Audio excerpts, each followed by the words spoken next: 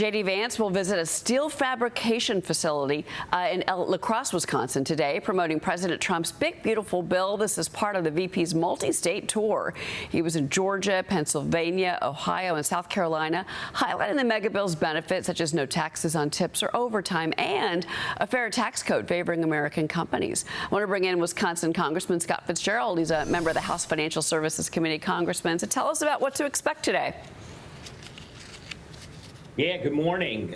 We're very happy to have the vice president in Wisconsin today.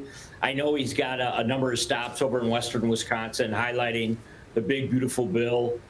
Listen, Cheryl, I think we're starting to cut through some of the rhetoric, and people are first starting to understand. They may even have touched base with their own accountants to see how those tax provisions are going to affect them personally. And it's something we've been, I think, kind of rank and file members have been waiting for, is to be able to break through with that message. And I think having the vice president here in Wisconsin today will make that even better with kind of the bully pulpit that they have, and the way that, when the president or vice president comes to your state, they garner certainly a lot of attention. And we're so glad that J.D. Vance is going to be here highlighting that big, beautiful bill.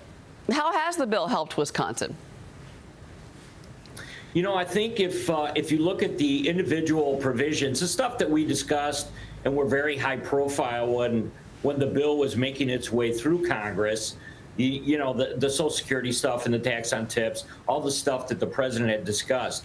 But now what you're seeing is kind of the interplay between the federal tax code and what it looks like in some of these states. So if you are a young family, the impact of that is going to be significant. And that's certainly, I think, what people are starting to figure out. And there were a lot of critics early on that simply were kind of, throwing darts at the board, saying that, oh, there's going to be fallout from this piece or that piece. Mm-hmm. But Chairman Jason Smith did a really, I think, wonderful job of keeping those provisions focused on certain sectors that we know need some help right now, coming out of the dreary days of the Biden economy. And obviously, we avoided the falling off the cliff that would have been the tax increases if we weren't able to extend it. So, no, I feel good about where we're at, and I think the messaging is really happening. And people are understanding it now. Well, I think the next question, and I know when you go back to work next week, obviously maybe some more cuts, the rescissions package, or kind of finding other ways to maybe shrink what we've seen as a ballooning federal debt of $37 trillion at this point. The Senate Banking Committee is still trying to work on the framework for the Clarity Act and digital asset market structure. Senator Tim Scott, who chairs that committee, did give an update last week at the Fed's Jackson Hole Symposium. Watch this. I believe that we'll have between 12 and 18 Democrats at least open to voting for a market structure, a far more complicated piece of legislation, and the forces against it, let me just say it clearly, like Elizabeth Warren, standing in the way of Democrats wanting to participate. It is a real force to overcome. We did it in the Genius Act because I met with the few Democrats individually. I'm doing that already again, and I'm looking for folks off the committee to help provide cover for those on the committee to vote for it. All right, Congressman, your reaction to those comments from him? Yeah, I have no reason not to believe that the senator doesn't have a grasp on kind of where the Clarity Act is over in the Senate. It was something that had been discussed and debated within the House as to whether or not the Clarity Act could finally bring what was a debate about, is this a commodity? Is this a security? How should this be handled? How should this be defined?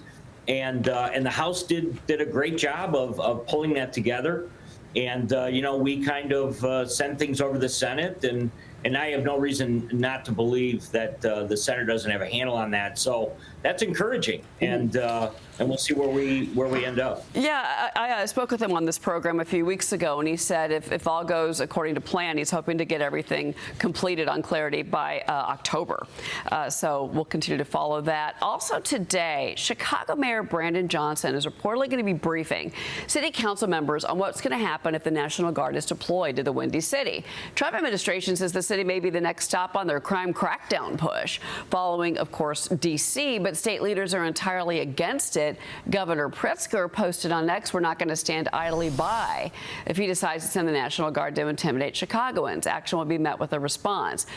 But there's the Chicago pastor, Corey Brooks. He blasted Democrats for, quote, outright lying about crime during a Fox News interview yesterday. Congressman, you, of course, are the neighbor of Chicago. You guys are right there together. What do you make of everything that you're seeing in the Windy City? Yeah, I'm in Chicago all the time. I mean, it's certainly, I think, no secret to anyone that watches Chicago media on a regular basis that unfortunately the first couple of stories on local news is always about somebody either being certainly the subject of criminal activity or unfortunately the high murder rate.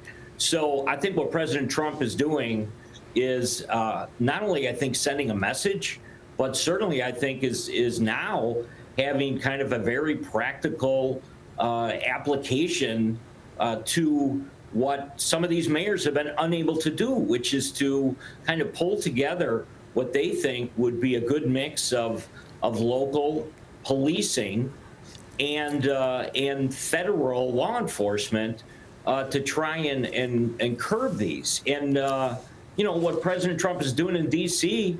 has now become very quickly a blueprint for what I think we should see in some of these other urban areas that for decades we have just seen these statistics and numbers related to crime that have just been out of control. And you know, it's almost embarrassing, I think, when you see some of these local elected officials, especially in the spring, who say, well, get ready for the summer crime spike. You know, I mean, it's just become so normal for them that it's very difficult for them to even see, I think, what the president is really trying to do, which is to clean this up. Mm-hmm. And using, I think, the authority granted to him to deploy the National Guard for 30 days is obviously having an impact in D.C. And I think it can be applied in other larger cities throughout the states. Even the mayor of D.C. acknowledged that, and 81% of Americans in this poll we were talking about at the top of the hour say 81% say that it's a major problem. Crime is a major problem. So the American people are behind this, but the leaders of Chicago seem to be trying to make a political statement here, unfortunately, and it's not a safe city. To your point, Congressman Scott Fitzgerald, it's great to have you here. Enjoy the day with the vice president today in Wisconsin. Thank you so much. Good to be with you. All right.